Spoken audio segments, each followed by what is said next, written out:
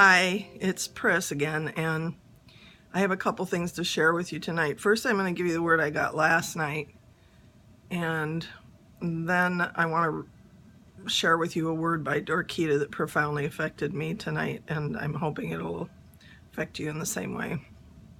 Okay, the thing I got last night was called Dark Clouds, Sunny Horizons.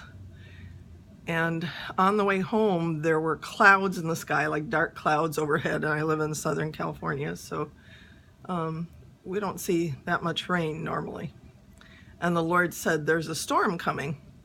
And I was listening to Laura Ingram's show, and she was sharing a couple Twitter posts in response to Chris Pratt, who said he would pray for someone, and then the people who responded to him literally said that prayers would do nothing. The doctors and nurses will bring healing to him. And I thought, okay, not so good. But I waited on the Lord because I kept wondering, what does he mean? You know, we know there's storms coming, different kinds of storms, spiritual, physical, whatever. We've had enough of them in the Midwest. So anyway, later I heard his voice saying, instruments of darkness have orchestrated attack on the very fiber of this nation and are continuing to try to find a way to avoid judgments coming to them. I keep many of my treasures in darkness, hidden in caves, hidden in places not to be seen as others, so that when they're needed, they can be a surprise attack on the enemy of your souls. Others around them have no idea of the greatness that lies within them because they are not like them. But it is I who am in them. I am as in you, and if you have me, you have everything. Thank you, Windows 10, but I don't want you in front of my face. Thank you. Okay. So, I is in you. And if you have me, you have everything you need. Many are laughing at the idea of prayer being effective. What a perfect time, the Lord said, to rout the enemy with sudden miracles that will startle the masses. Yes, sometimes I wait for the perfect timing to orchestrate my plans so that it has the most effectiveness, and so that the people I am using are made ready for the orchestration of events that I have planned.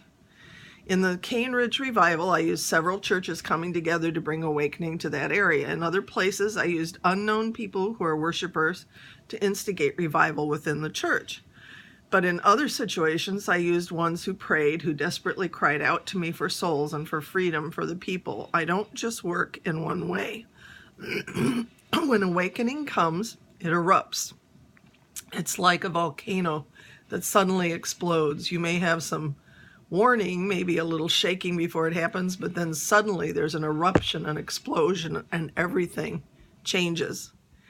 Hey, yes, there are storms coming, but I am the God of Jeshurun who rides on the wings of the winds.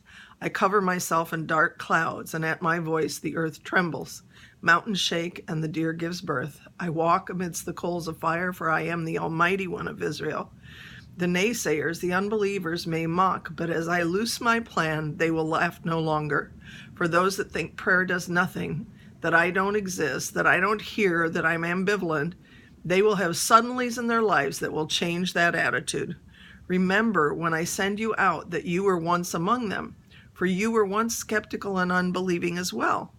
You thought I didn't care about you, but you found out differently. And remember that it took you time to get to the place where you're at now. So remember that to weep with those who weep, to laugh with those who laugh, to have compassion on those who didn't know any better but are now humbled. And the scripture that he gave me was Psalm 97. The Lord reigns, let the earth rejoice, let the multitude of isles be glad thereof.